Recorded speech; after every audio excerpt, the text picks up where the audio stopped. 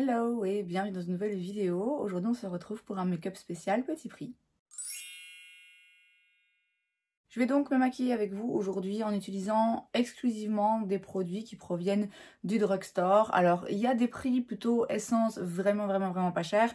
Il y a aussi du L'Oréal et du Maybelline qui sont un petit peu plus élevés, mais bon, disons que ça reste quand même bon marché. Et c'est pas n'importe quel produit parce que ce sont des produits qui ont été recommandés par Nikki LaRose, qui est une make-up artiste qui a aussi une chaîne beauté sur YouTube que je suis et dont j'aime beaucoup les vidéos et les recommandations. Et donc du coup j'ai décidé d'aller faire 2-3 petits achats pour me trouver un petit peu ce qui me manquait parmi les produits qu'elle recommandait, parmi ses produits favoris du drugstore. Et on va donc se maquiller en utilisant tous ces produits. Alors j'ai déjà mis un soin, j'ai mis un petit sérum de chez Tertiaire. J'ai pas mis de crème solaire aujourd'hui parce que là je vais pas sortir de chez moi de la journée, donc c'est pas nécessaire. Et on va donc commencer directement avec le fond de teint parce que si mes souvenirs sont bons, elle ne reconnaît pas de primer en particulier. Et donc en fond de teint, j'ai le Accord Parfait Nude de chez L'Oréal. Alors il y en a d'autres qu'elle recommandait, notamment un produit du même genre, pas trop couvrant, de chez Maybelline, à la vitamine C, qui est sorti il y a un petit moment déjà, mais qui avait fait beaucoup parler, mais j'avais pas particulièrement envie d'acheter un nouveau produit teint de ce genre-là. Donc je me suis dit que j'allais utiliser celui-ci parce que je l'avais déjà, donc ça m'évitait de devoir acheter un produit supplémentaire. Moi j'ai la teinte 2-3 Light, mais qui maintenant va peut-être être un peu à rien foncé. Mais écoutez, comme je l'ai dit déjà, je sors pas de chez moi, donc c'est pas bien grave. On essaiera de rectifier un petit peu avec l'anti-cerne et puis s'il y a une démarcation au niveau de mon cou, personne ne le verra. Donc c'est un produit, bon là vous verrez pas parce que du coup il était couché dans la boîte, mais quand il est debout on voit que je l'ai quand même pas mal utilisé. Quand je l'avais utilisé, testé la première fois, j'avais dit ouais bof, parce que de base c'est pas le genre de produit que j'apprécie particulièrement. Il n'y a pas forcément, ouais clairement c'est un peu foncé, il n'y a pas beaucoup de couvrance dans ce genre de produit. Et puis je trouvais que contrairement à ce que je m'attendais, c'était pas particulièrement hydratant, que du contraire. Et donc la première fois, les premières utilisations, je me suis dit ouais bof, c'est pas complètement pourri, mais vous voyez en termes de couvrance, ça propose pas grand chose et moi de base je préfère quand c'est plus couvrant. Sauf qu'à un moment donné, l'année dernière, vers le mois d'avril-mai, je pense que c'est surtout en mai que je l'ai pas mal utilisé, je travaillais et du coup j'avais pas forcément envie le matin de prendre le temps de mettre un fond de teint haute couvrance, qu'il faut prendre le temps de travailler, de faire un make-up vraiment complet, full glam et tout. Et donc finalement, ce petit produit assez facile à appliquer, à estomper et assez discret, ben, c'était parfait pour l'époque, pour mes besoins de cette époque-là. Et donc finalement, c'est vrai que je l'avais beaucoup aimé. Alors, j'ai quand même pas l'impression que ce soit un truc forcément hyper hydratant, dans le sens où si je prépare pas bien ma peau avant, si je l'hydrate pas bien, j'ai l'impression que ça va s'agripper à des petites zones de sécheresse. Mais je pense que c'est dû au fait tout simplement que j'ai de plus en plus de petites zones. En tout cas, j'ai de plus en plus une peau qui va être un petit peu sèche, surtout en hiver. Et que donc, oui, clairement, ma peau, si je mets pas un sérum hydratant ou un primer hydratant ou quelque chose qui va vraiment préparer ma peau pour le maquillage, le fond de teint par-dessus va pas être très joli. Donc, je pense que si on a la peau grasse, on n'aura pas ce genre de problème. Mais si vous avez une peau sèche ou même normale, moi, je vous conseille quand même d'utiliser un primer hydratant, mais j'ai envie de vous dire, si vous avez une peau sèche, vous le faites déjà. Donc, vous voyez qu'en termes de couvrance, même en utilisant un pinceau comme ça, et même en essayant de construire un petit peu la couvrance, on n'est clairement pas sur quelque chose qui va venir masquer les imperfections. Mais encore une fois, à l'époque, je venais de reprendre le boulot et je cherchais quelque chose qui était très rapide à appliquer et quelque chose qui soit pas un fond de teint ou quand il commence à partir en cours de journée, ça se voit non plus, vous voyez. Donc là, ça s'estompe. C'est tellement léger que, oui, ça s'estompe très bien. Et finalement, la différence entre le début et la fin de la journée se marque pas trop, si vous voyez ce que je veux dire. Et donc, voilà le résultat. Ce sera jamais mon fond de teint préféré. Mais pour ce genre de produit qui va venir juste unifier, rajouter un petit effet quand même bonne mine à la peau, voilà, ça fait ce qu'il faut. En anti-cerne, toujours chez L'Oréal, elle recommandait l'Accord Parfait, donc c'est dans la même gamme, il me semble.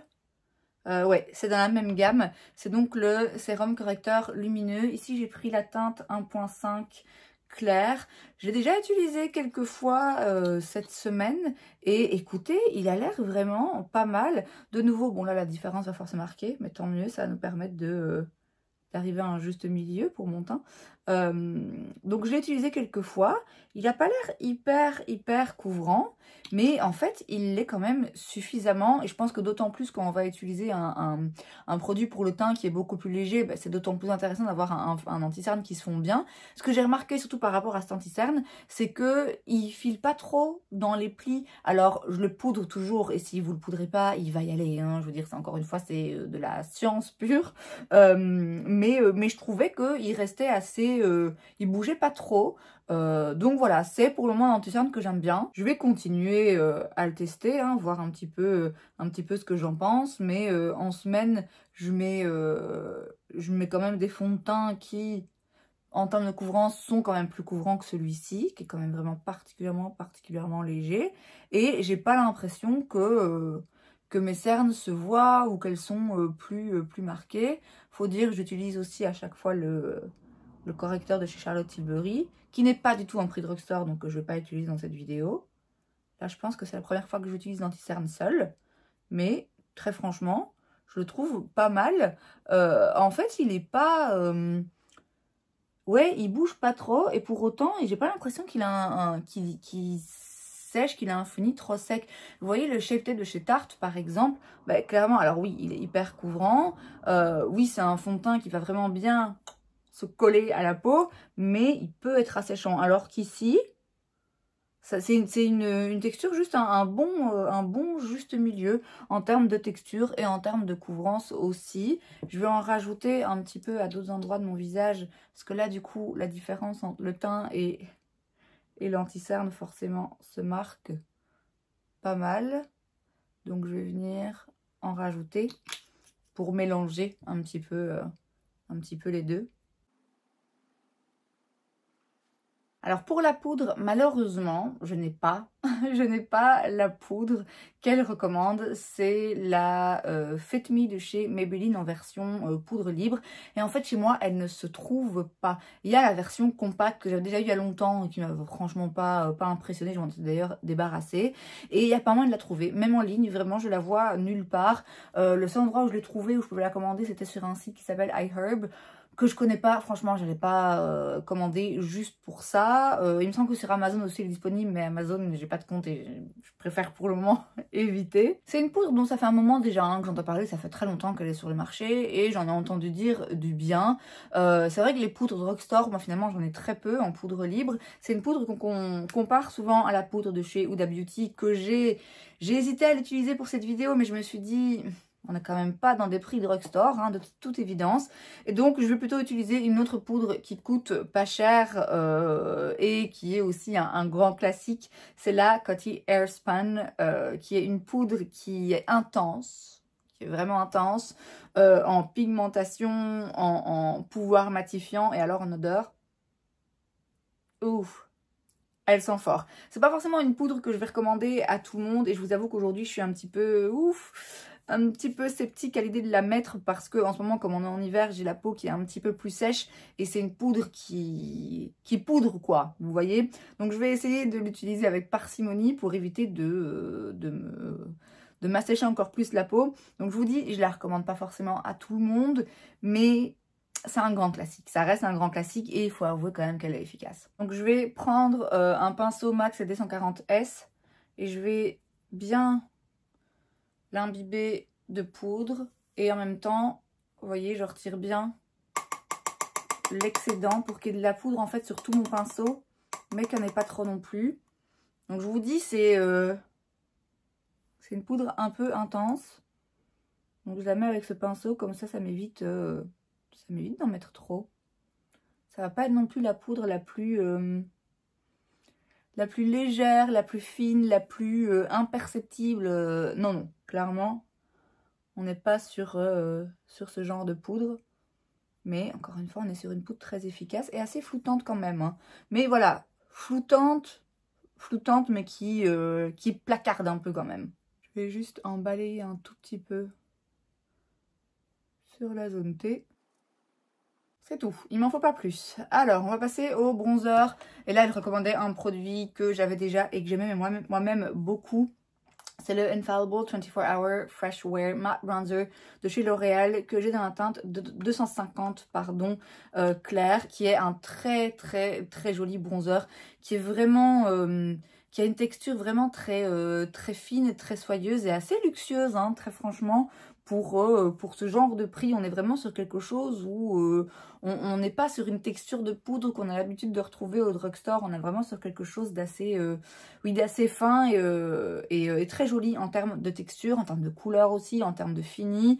C'est une poudre mate, mais c'est pas une mate qui s'accroche et qui fait un peu sec, qui fait poudre, vous voyez, c'est vraiment, ça a un aspect un petit peu velours comme ça, satiné, très joli. Donc je vous dis aussi bien en termes de formulation que de texture que de couleur. Alors c'est poudreux, hein, quand on tape comme ça dedans, moi ça me dérange pas. Et donc ça va bien réchauffer le teint. C'est pas non plus quelque chose d'orange. Et en termes de fini, je vous dis, c'est vraiment soyeux. Je sais pas si vous verrez de là où vous êtes. C'est pas du tout lumineux, hein. Il n'y a rien, il n'y a pas de perles, il n'y a pas de paillettes, il y a pas d'irisé, de lumineux. Mais c'est pas une poudre qui donne un aspect trop poudre et trop mat. C'est juste parfait. Franchement, en termes de fini, c'est vraiment splendide parce que ça reste très flatteur. Je crois que les termes qui définissent le mieux le fini, c'est vraiment un satiné velouté juste très joli. Alors L'Oréal, c'est pas la marque la moins chère du drugstore, mais franchement, à ce prix-là, ça vaut quand même le coup. En blush, sans surprise, le blush qu'elle recommande, c'est le blush Luminoso de chez Milani, qui est pareil, un grand classique, un produit culte. C'est un blush cuit qui, à l'époque, avait beaucoup de succès parce qu'il était présenté comme un dupe du blush Orgasme que je vais vous montrer pour les comparer. Donc le Orgasme est en bas et Luminoso est en haut. Moi perso je préfère le Luminoso au blush Orgasme parce que le blush Orgasme il a un petit peu trop, ouais, le mien est vieux et sec évidemment, mais il a un peu trop de reflets vraiment trop métalliques, alors que celui de chez Milani, je sais pas si vous voyez, là il y a des reflets dorés, il y a une base plus rosée avec des reflets dorés, ce qui donne cette espèce de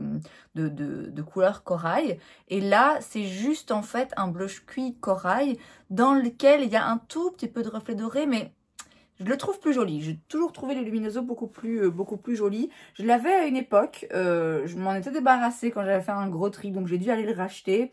À l'époque, même si je le préférais au blush Orgasme, je peux pas dire que c'est forcément mon préféré non plus, parce que j'aimais moins les blushs un petit peu lumineux, même si celui-là est vraiment pas exagérément lumineux non plus. Mais j'aimais moins ce genre de formulation, ce genre de fini surtout. Et je serais curieuse du coup de le retester aujourd'hui, parce que maintenant, ça me dérange de moins en moins avoir un blush légèrement lumineux. Donc voilà, je me suis dit, bon après tout, autant le reprendre, ça reste quand même un classique. Et en tant que fan de make-up, j'aime bien avoir ce genre de produits comme ça qui sont cultes et qui sont dans nos tiroirs depuis toujours. Ouf, c'est très poudreux, ça j'avais oublié. C'est définitivement lumineux. Je crois que c'est à la limite, en ce qui me concerne, à la limite de ce que je peux faire. Plus lumineux que ça, pour moi personnellement, ce serait trop lumineux pour un blush. Vous voyez, on voit quand même, hein, on voit que c'est un peu, c'est pas métallique, mais c'est à la limite. Pour moi, c'est vraiment juste la limite. Il est très joli, il a une très jolie couleur, il reflète bien la lumière. Pour le mettre en ce qui me concerne dans cette zone où j'ai des pores un petit peu plus apparents, ça va un tout petit peu les mettre en valeur forcément, hein, si vous mettez un truc lumineux. Et donc c'est vrai que ici, pour moi, je vous dis, c'est vraiment la limite. C'est la limite de ce que je peux faire en termes de lumineux sans que ça me dérange. Mais c'est un très joli blush, ça reste un classique pour une raison. En parlant de produits lumineux, on va passer à l'highlighter. Et elle parlait du Mega Glow Hello Halo de chez Wet n Wild. J'ai pris l'harmonie I Met Someone. Je l'avais pareil, je l'avais avant et je m'en étais débarrassée. Pourtant c'est un highlighter que j'aimais beaucoup, mais voilà, il avait fallu faire un tri. J'avais fait un gros tri. Et donc là on a deux couleurs, une plutôt pêche et une plutôt dorée. Alors le pêche pour moi va plutôt servir de de topper, peut-être d'entre-deux pour venir faire se rejoindre un highlighter ou un blush. Ça, pour moi, en tant que blush, par contre, c'est beaucoup trop lumineux. Et on a ensuite le doré. Et c'est de très jolis highlighters qui sont intenses, mais qui en même temps sont pas non plus... sont pas grossiers. Vous voyez, donc c'est quand même des jolis produits. J'ai un autre highlighter de chez Wet n Wild. Je pense qu'avant, j'avais ce blush, enfin cet highlighter, ce duo, mais avec un autre un petit peu plus clair. J'ai hésité, mais j'ai préféré me tourner vers celui qui était plutôt doré. Et je vais reprendre le pinceau que j'ai utilisé pour la poudre tout à l'heure. Et je vais utiliser du coup le côté doré. Je pense qu'il se voit, hein. Il se voit, mais il reste assez fin. Il a un fini un peu mouillé comme ça qui se fond bien. Ça fait pas, c'est pas un highlighter qui fait trop une barre. Bon, après, tout dépend comment on l'applique, mais a priori, si vous prenez bien le temps de l'estomper et de venir le travailler dans le reste de la joue quand même légèrement, de le fondre quoi. C'est quand même un highlighter qui se fond bien et qui est très joli et qui coûte 7 balles, je crois. Wet n Wild, ils ont quand même vraiment des produits pas chers.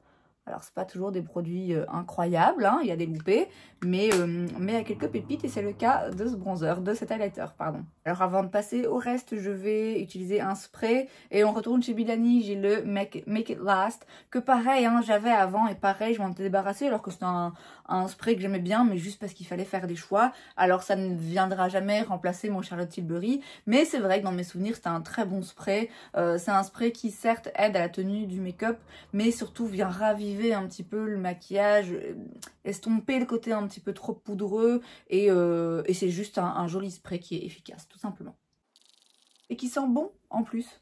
J'ai particulièrement bien réussi mon Peppermint Mocha aujourd'hui. On continue et on va maintenant s'attaquer aux sourcils. Alors là j'ai un peu, comment dire, je vais pas dire que j'ai peur, on va pas déconner, mais je vais utiliser un produit que j'ai jamais utilisé avant et un produit que j'ai pas l'habitude d'utiliser pour faire mes sourcils puisque c'est un liner liquide avec un embout pinceau, pas un embout feutre. Donc ça c'est vraiment très très bien, qui est vraiment très fin. Donc je pense qu'il permet vraiment de faire du poil à poil et de faire quelque chose d'assez précis.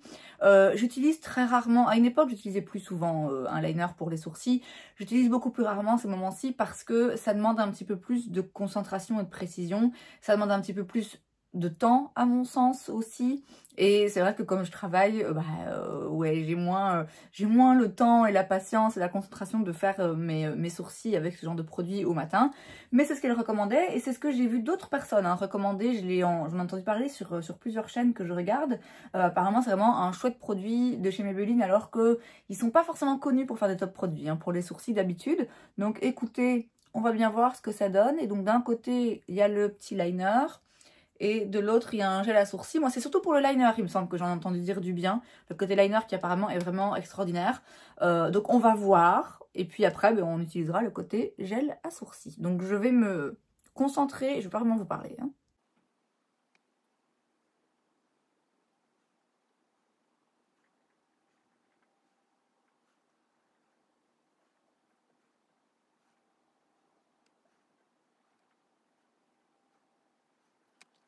Alors, ce que j'apprécie, c'est le fait qu'il est fin et il est très léger. Je sais pas si je vous ai dit la teinte que j'ai pris, je ne pense pas. J'ai pris la teinte Ash Brown. Et alors, ce que j'aime beaucoup, donc je disais, c'est qu'on voit que mon sourcil est fait, quand on voit la différence. Mais effectivement, il a un fini assez naturel. Parfois, les liners pour les sourcils, ça peut se voir un petit peu plus. Ça peut parfois être, ça a tendance plus facilement à être un peu foncé, à faire des traits parfois qui se ressortent un petit peu en fonction de la couleur qu'on prend, évidemment. Mais parfois, je trouve ça difficile d'avoir quelque chose qui en termes de couleur, reste très soft et pas trop pigmenté tout de suite. Et là, écoutez, je trouve que mon sourcil est très bien fait, si je peux me permettre. Ouais, je vois la différence. Et pour autant, c'est pas un sourcil waouh, on voit que tu as fait tes sourcils. Vous voyez, ça reste très naturel. Donc, ok, écoutez, je suis agréablement surprise parce que vraiment, je m'attendais à me dire, ah, c'est chiant quand même, le liner sourcil, ça prend un petit peu plus de temps. Et c'est si on se loupe, c'est un peu plus compliqué à rattraper qu'un bête crayon. Et en fait, ça a l'air vraiment, vraiment pas mal. Bon, je me reconcentre, je me tais. Hein. En fait, j'ai l'impression qu'il est tellement fin et naturel que c'est pas possible de se louper. Et j'aurais pas cru pouvoir dire ça de ce genre de produit. J'ai justement l'impression que ce genre de produit, on peut plus facilement faire une bêtise. Et en fait, non. J'ai l'impression qu'il est assez... de par sa légèreté, ouais, il est assez fiable, finalement. Mais écoutez, je suis fan. En tout cas, du côté liner, contre toute attente, je suis vraiment fan. On va tester maintenant le côté gel à sourcils. Alors, il a l'air très liquide. Hein. Là, comme ça, il a l'air très liquide. J'ai l'impression que ça va être de l'eau. Ah non, il colle peut-être un peu. Bon, le goupillon est petit, mais les poils sont pas assez serrés. J'ai l'impression... Enfin bref, je suis pas forcément fan là comme ça. Mais écoutez, peut-être qu'on va être encore une fois agréablement surpris. Ok, on va bien voir si ça tient ou pas. Alors, c'est encore un petit peu mouillé. On va attendre, on va continuer à se maquiller, on va bien voir ce qui se passe. Et on va passer aux yeux. Et alors là, pour les yeux, j'ai fait un achat un petit peu inutile vu la façon dont je me maquille ces derniers temps. Mais écoutez, quand même, on ne compte pas. J'ai acheté une petite palette de fard à paupières de chez Milani. C'est la Gilded Mini. C'est l'harmonie de couleur Whiskey Business. J'en entends parler depuis vraiment un petit moment. C'est pas la première fois que je la prends en main en magasin. Et puis je me dis, ouais non, arrête, tu te maquilles plus les yeux, oublie ça. Et puis là, ben voilà, j'ai pas pu résister, tout compte fait. J'ai eu envie de suivre cette recommandation que j'entends donc depuis un petit moment. Je peux pas garantir que je vais beaucoup l'utiliser parce que vous savez qu'en ce moment, les fards à paupières, vraiment, des intérêts le plus complet. Mais on verra. Peut-être que je vais me retrouver quand même, tout compte fait, à l'utiliser assez régulièrement et à reprendre l'habitude d'utiliser une palette de fard à paupières, ne fût-ce que pour un ou deux fards comme ça vite fait. C'est une palette donc avec des fards uniquement mat et ça peut s'avérer quand même assez pratique parce que là on a vraiment des neutres, des nudes assez faciles à porter, assez faciles à intégrer dans n'importe quel look, donc ça peut vraiment servir de base assez solide en fait pour créer à peu près n'importe quel look par-dessus. Donc écoutez, on va commencer par utiliser le fard beige ici très clair que je vais juste venir mettre en dessous de l'arcade sourcilière.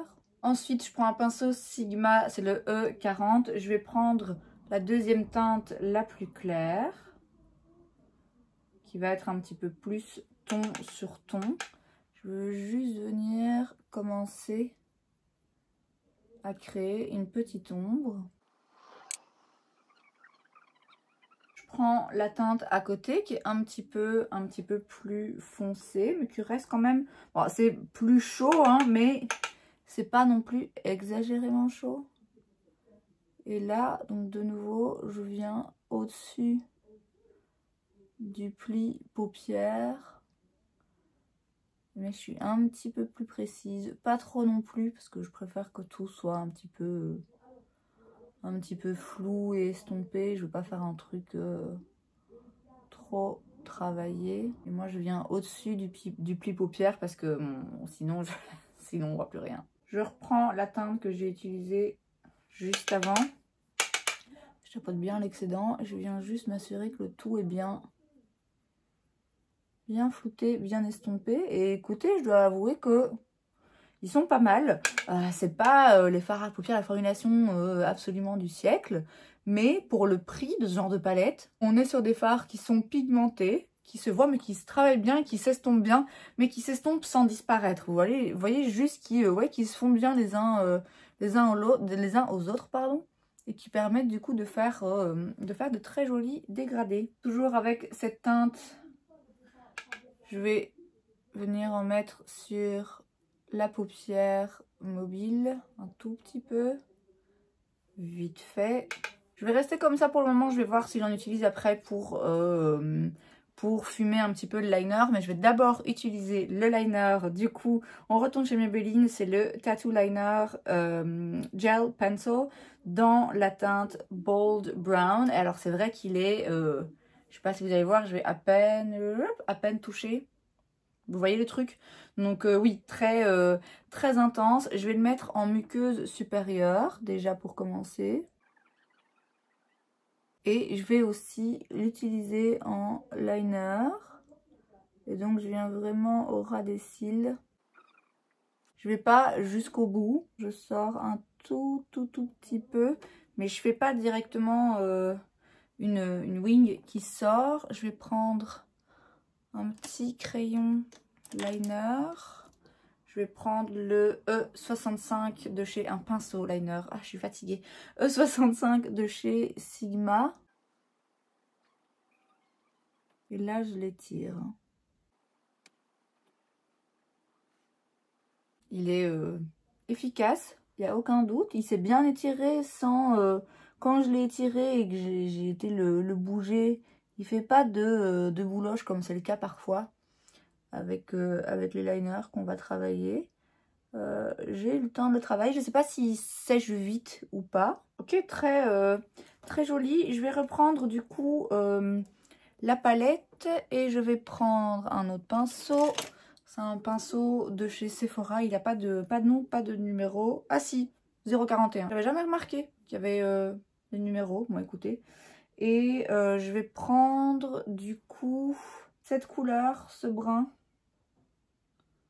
pour venir faire un petit peu un smoky, parce que je veux pas que le liner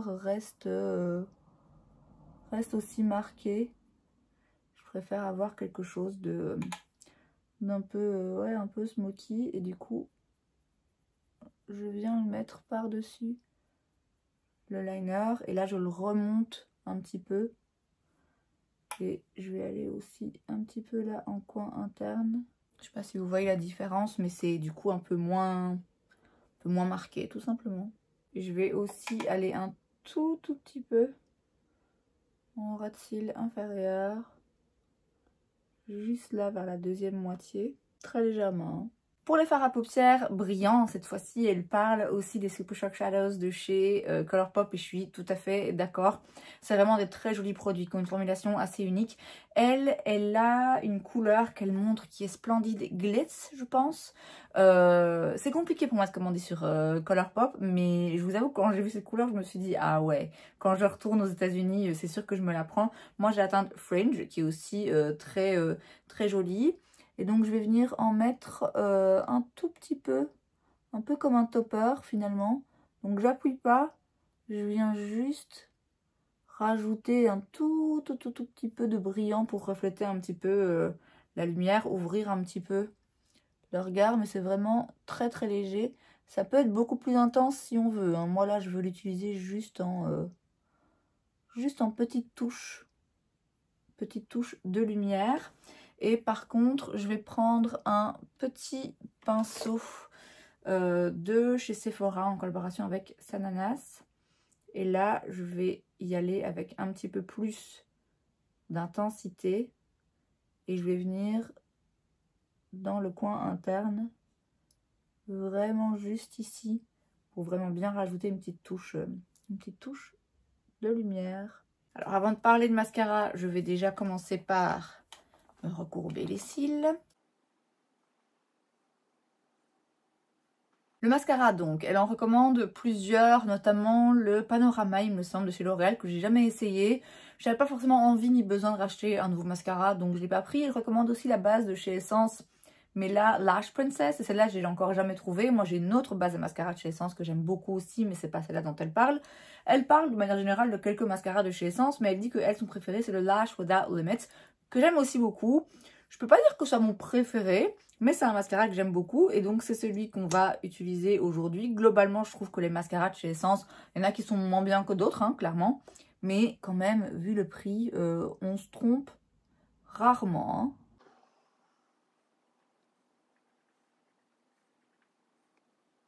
Il existe aussi en brun ce mascara, moi je l'ai en noir. Il me semble qu'elle, elle l'utilise en brun.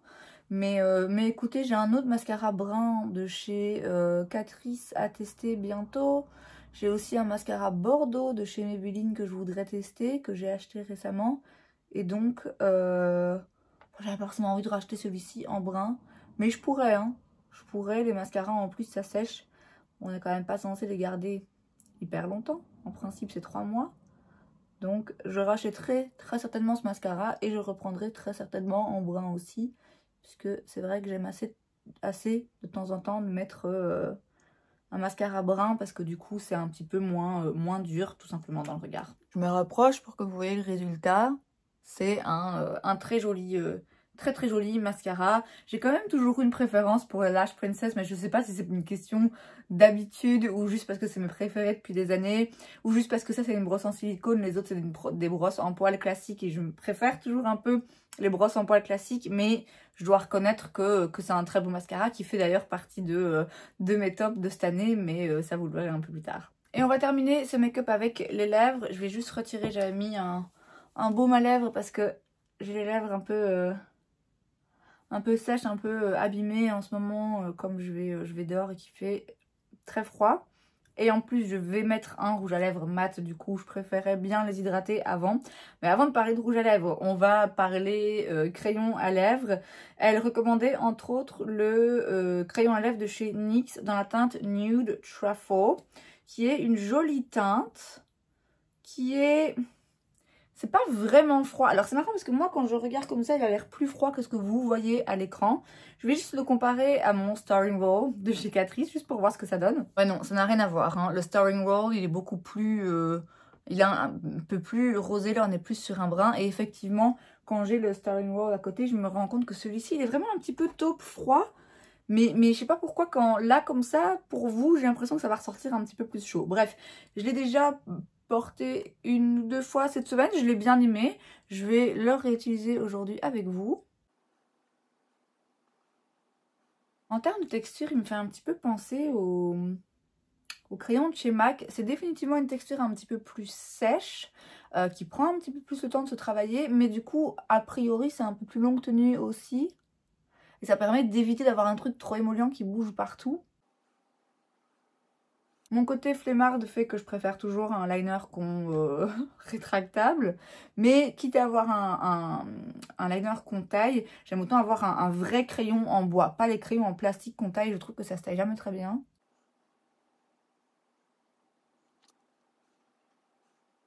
Et pour le rouge à lèvres, donc, elle recommande le... Je sais plus comment il s'appelle. C'est un rouge à lèvres raisin classique mat de chez Milani. Moi, j'ai la teinte Pleasure. Et il me semble que c'est la teinte qu'elle a aussi qui est un très joli nude. Je sais plus c'est quoi un nom de ces rouges à lèvres, mais il y en a aussi des brillants, je pense, avec ce même packaging, mais où du coup, le fini est un petit peu plus hydratant. Ici, c'est un fini mat. Alors, qui dit mat dit forcément un peu plus asséchant. Mais c'est pas un rouge à lèvres liquide mat. Donc c'est pas non plus un truc qui va vraiment absorber toute l'hydratation de vos lèvres et vous les laisser dessécher. Mais voilà, c'est sûr que c'est moins confortable qu'un gloss. Maintenant, ça a un fini un petit peu velouté comme ça qui fait que c'est pas désagréable. Hein. C'est pas un mat où on sent dès qu'on le met que ouf, toutes les lèvres sont desséchées. C'est pas du tout comme ça. Mais bon, c'est sûr que si vous le mettez tous les jours, oui, sans doute que ça assèche un petit peu. Je rajoute juste un peu de liner par-dessus. On a donc un très joli combo, un nude assez classique, hein, mais un nude classique très joli.